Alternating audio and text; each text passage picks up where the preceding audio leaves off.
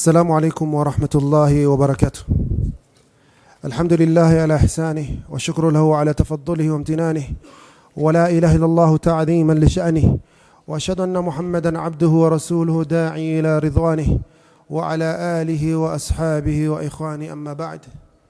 أيها الأحبة, we are continuing with our lecture series regarding the history of the Muslims in Andalus. We as the Muslims, ikhwani fillah, we have a history of 1,457 years approximately from the time the Prophet ﷺ got his revelation. Almost 1,450.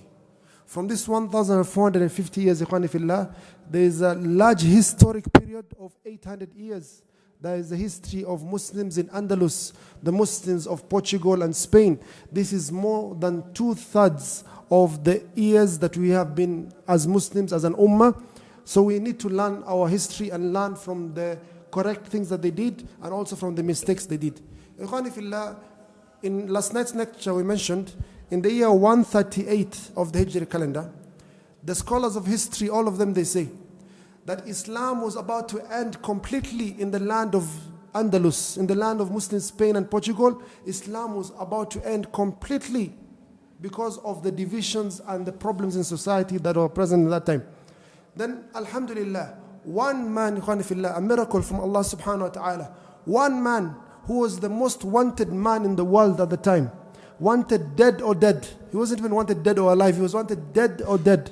This one man, he came to the shores of Andalus and he conquered Andalus by himself. He did not come with any army.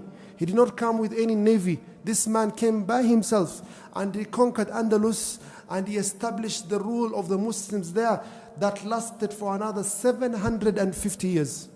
Ikhwani fillah, who is this man that steps on the shores of Andalus in the year 138 in the month of Dhul Hijjah?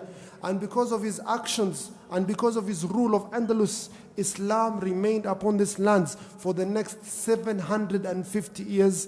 This is our lecture for tonight. May Allah subhanahu wa ta'ala benefit all of us. Ikhwani fillah, this man is known in history as Abdurrahman al-Dakhil. Abdurrahman, the son of Muawiyah, the son of Hisham, the son of Abdul Malik, the son of Marwan ibn al-As. He is the grandson of the Khalifa Hisham ibn Abdul Malik. His great-grandfather was also a Khalifa. His uncles, many of his family were from the Khulafa, from the Bani Umayyah. So this man came from the royal family of the rulership of the Muslims, the Khalifa. His name is Abdurrahman ibn Muawiyah, one of the greats of Islamic history. Ikhwani fillah, this man, he was born in the year 113 of the Hijri calendar in a city in Syria known as Palmyra by the Romans. The Muslims call it Tadmur, the city of Tadmur. So he was born in the year 113 of the Hijri calendar. And this is the time his grandfather was the Khalifa of the Muslims. If you have read anything about Islamic history, you know Sulaiman ibn Abdul Malik was the Khalifa of the Muslims. He died very young. But before he died, he did one of the greatest acts of a Khalifa ever. He chose one man to be the Khalifa of the Muslims. He chose Umar ibn Abdul Aziz to be the Khalifa of the Muslims from the year 99 to the year 101. And he said, after Umar ibn Abdul Aziz, the Khalifa will go to Yazid ibn Abdul Malik, then to Hisham ibn Abdul Malik. So the grandfather of this man, Abdurrahman that we're talking about, he became the Khalifa of the Muslims from the year 105 of the Hijri calendar to the year 125 of the Hijri calendar, a period of strength and glory for the Muslim Ummah.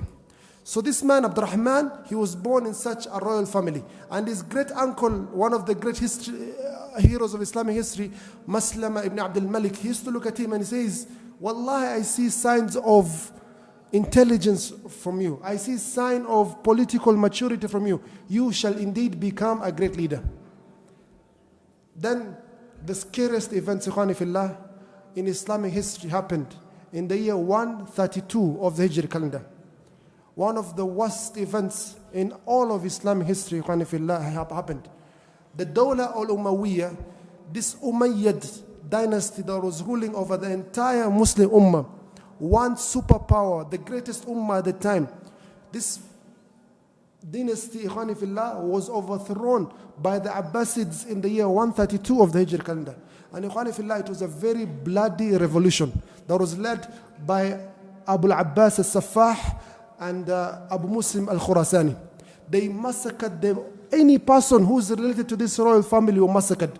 They killed the Khalifa, Marwan the second. He was killed. The last Khalifa of the Bani Umayyah, Marwan, he was killed in Egypt. His sons, his grandsons, his nephews, his cousins, his uncles, whoever can claim to become a Khalifa after him was also looked for. Even if they were 12 years, 13 years of age, as long as they had reached the age of puberty and above, they were killed. The graves also of the Bani Umayyah were desecrated. All the graves, they destroyed the graves of the Bani Umayyah. They said these people are going against the family of the Prophet alayhi salatu wasalam. And they committed so many crimes against the Umayyads that you can even be shocked when you read such things in history.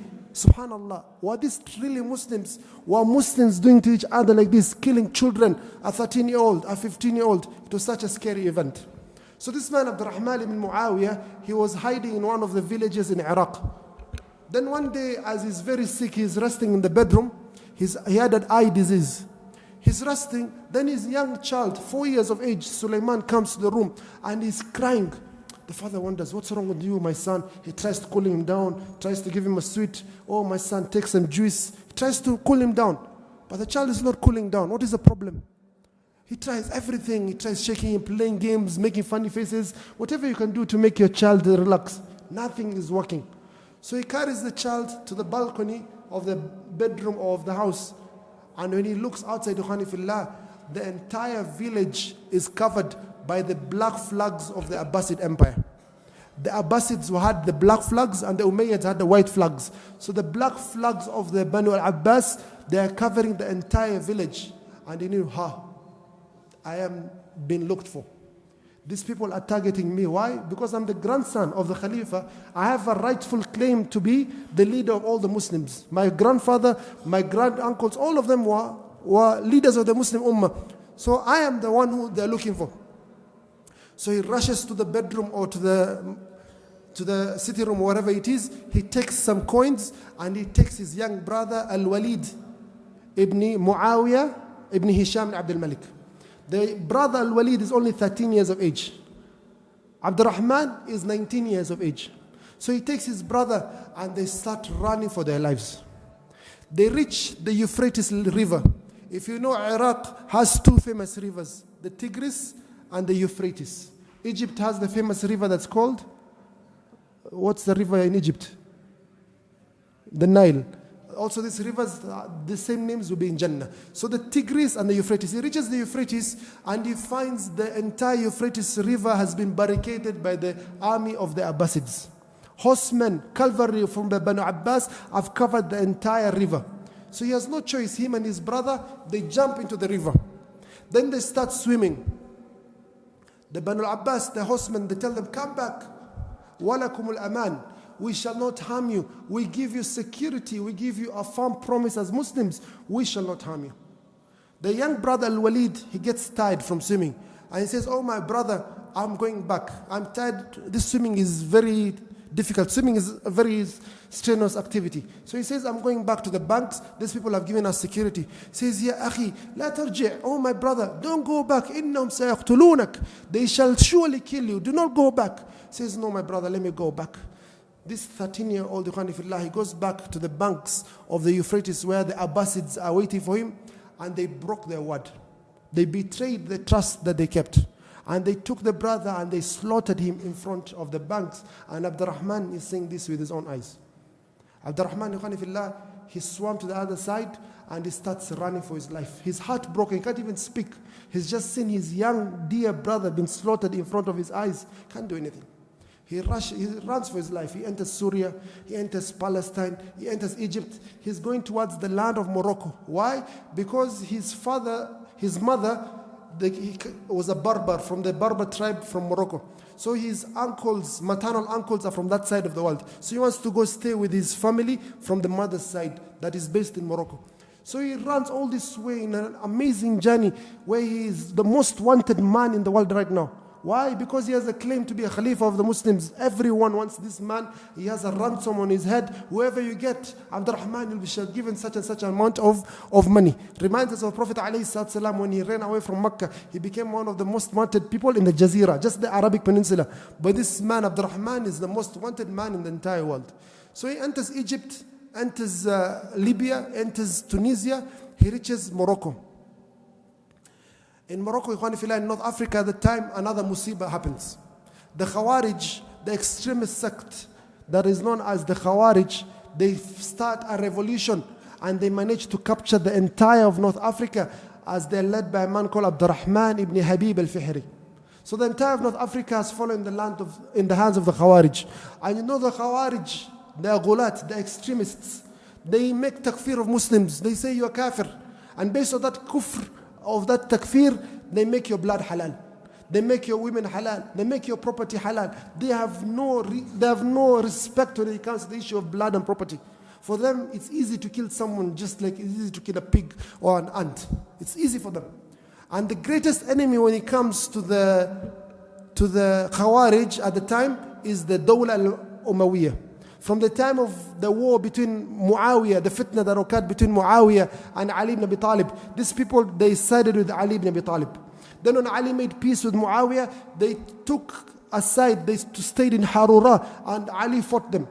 Then after the Umayyads came and the Umayyads were fighting them and destroying the Khawarij. Every time they appear, they are destroyed. And these people will continue appearing until the day of judgment, until they join the group of Ad-Dajjal. People, you see their salah, you're amazed. They look amazing with salah. They're people of Qiyamul Layl. They fast the day. They have big sajda, big sujood on their faces. You see nur on their face. They're thin. They recite the Quran. The Prophet ﷺ, he says, يَمْرُقُونَ مِنَ الدِّينِ كَمَا يَمْرُقُ السَّهْوِ. He says these people are going to leave the faith the same way an arrow goes through a piece of meat and comes on the other side. They are evil people. They are kilab ahl nar, as the Prophet ﷺ mentioned. So this Abdurrahman ibn Habib al-Fihri, he hears this news that Abdurrahman ibn Muawiyah, the grandson of the Khalifa of our enemies, is in these lands.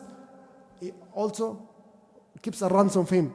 So he's wanted now by the Banu al-Abbas who were based in Baghdad at the time of Kufa.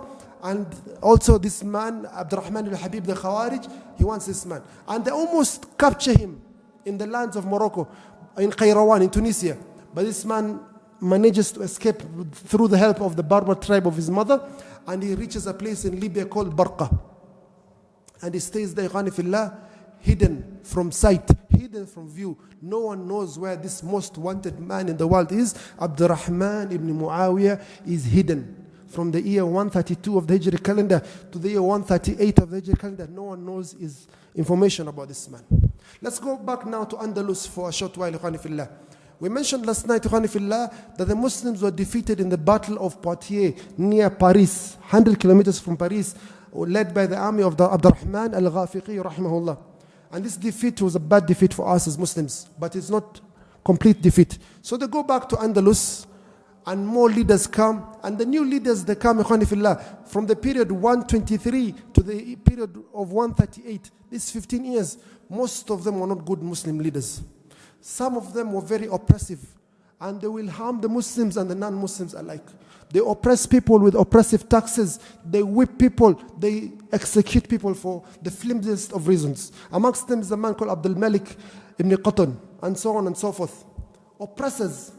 Then came a man, the last leader from them, it's called Yusuf ibn Abdurrahman al-Fihri. This man also, a lot of dhulm. He starts preferring his own tribe, the Fihriyin, over the Yemenis, over the people of Najd, over the Berbers. He says, the war booty, I'm not going to divide it as Allah subhanahu wa ta'ala has mentioned in Surah Al-Anfal. I'm going to base it on tribalism. So there's tribalism, there's racism amongst the Muslims. Another problem occurs as a result of this racism and tribalism. The society is divided and Muslims start fighting with each other. Muslims start fighting with each other, and there are revolutions left, right and center. Over 20 to 30 revolutions are happening in the lands of Muslims, Spain and Portugal. How is this land going to survive all this? It's definitely going to be destroyed. As a result of these revolutions and this inter-war amongst the Muslims lose most of the lands in France that they captured. Most of the lands in France that they captured, they lose it, except the southern part, Septimania, the region of Septimania, more so the city of Arbona that was captured by Musa ibn Nusayr. They lose all these lands.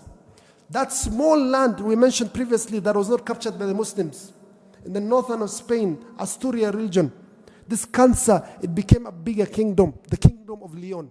So there's this new Christian kingdom, the north of Spain, the kingdom of Leon. Another problem happened, the Khawarij. These extremist people also appeared in the lands of Andalus, and they allied themselves to the Berbers. How is Islam going to survive in these lands where there's so much war amongst the Muslims? And the Muslims, of course, because of this, they leave the jihad fi sabilillah. They leave the expeditions of spreading da'wah to the other lands. The Prophet ﷺ, he says in the authentic hadith, إِذَا تَبَايَعْتُمْ بِالْعِينَةِ وَرَضِيتُمْ بِالزَّرْعِ وَأَخَذْتُمْ أَذْنَابَ الْبَقَرِ وَتَرَكْتُمُ الْجِهَادَ فِي سَبِيلِ اللَّهِ سَلَّطَ اللَّهُ عَلَيْكُمْ ذُلًّا لَا يَنْزِعُهُ حَتَّى تَرْجِعُوا إِلَى دِينِكُمْ. When you start doing these four things, the Prophet ﷺ says that you are going to be humiliated in society until you go back to your faith.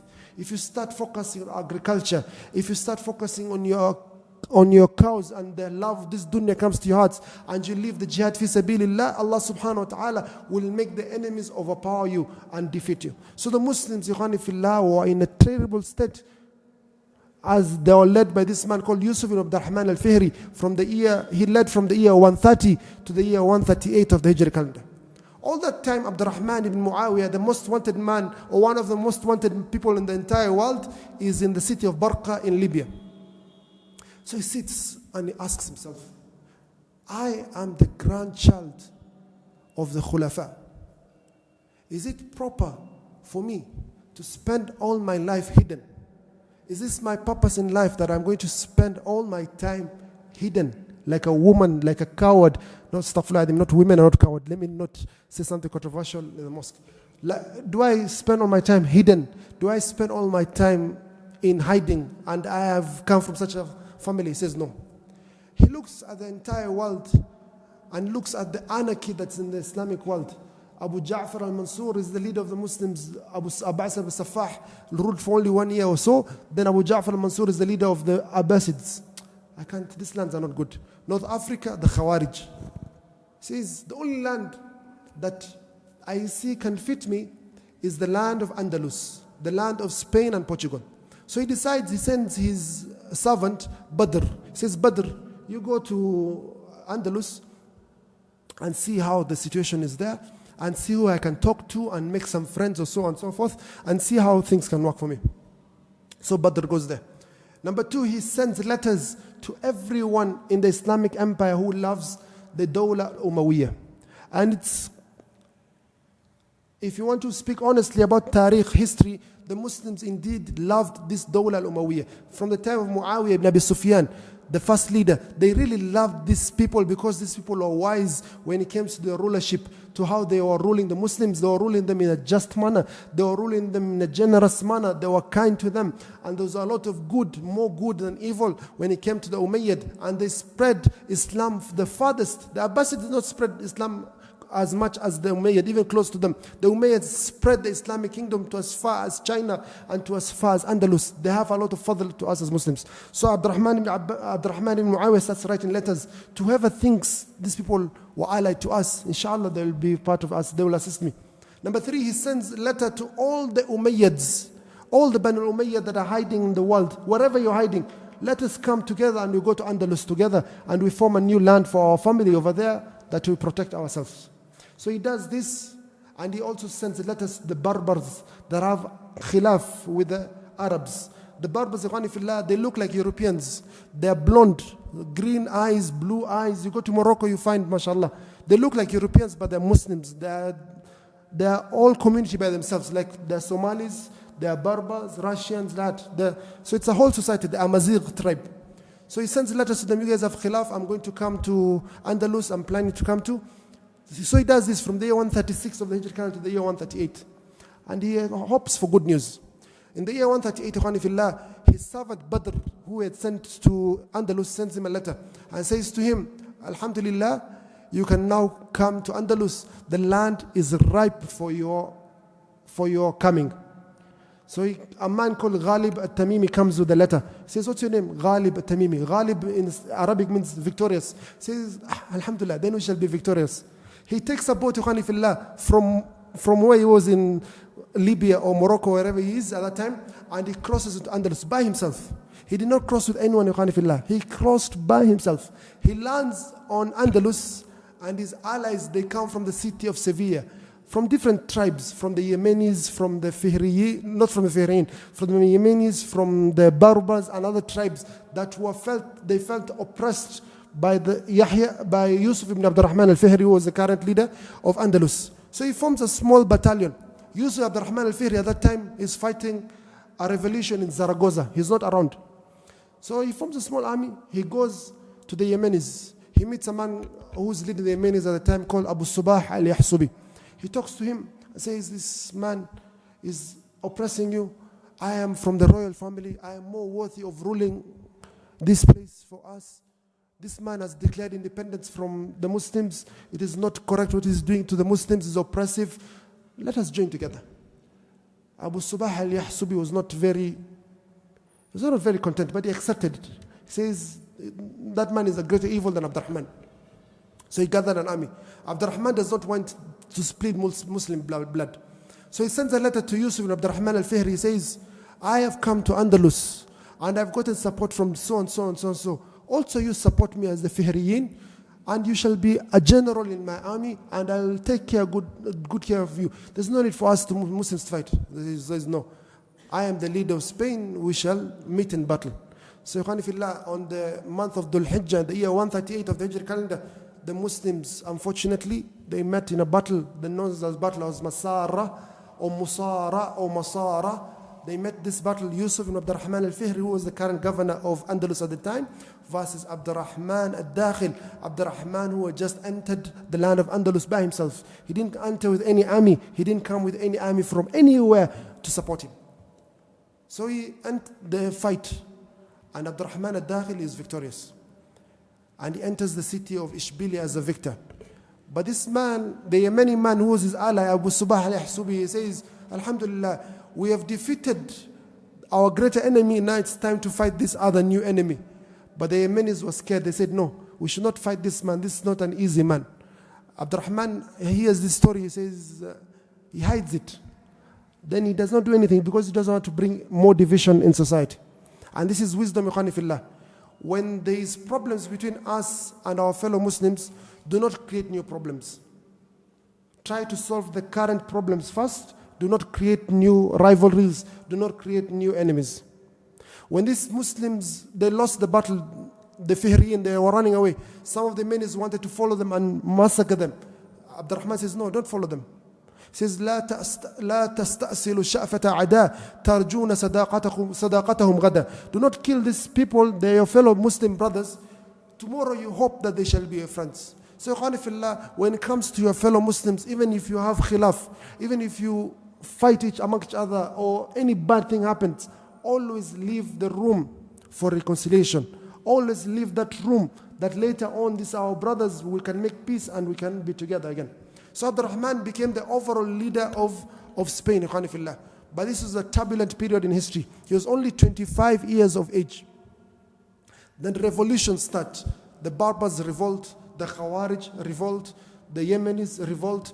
Yusuf ibn Abdurrahman al-Fihri, someone escapes again and revolts. There are many revolutions. But the worst revolution happened in the year 146 of the Hijri calendar by a man called Al-Ala ibn Mughith al-Hadrami.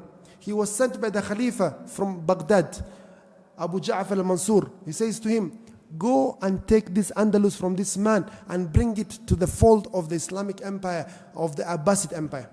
So he starts a great revolution in Andalus, and he was about to defeat Abdurrahman al-Dakhil, but Abdurrahman al-Dakhil, ikhwani fillah, reigned victorious. And he ruled, ikhwani fillah, from the year 138 of the Hijri calendar to the year 172 of the Hijri calendar, a period of 34 years that is known as the Imara al-Islamiyya fi al-Andalus, the Islamic Emirate of Andalus. This was our leader, Abdurrahman al-Dakhil, this one man who was the most wanted man in the world. He had a vision. He had a goal. He did not want to leave this dunya without a legacy, and he managed to conquer Andalus by himself. And because of the actions that he took, Islam remained in this land for the next 750 years. Ikhwani fillah, what are some of the actions that he took?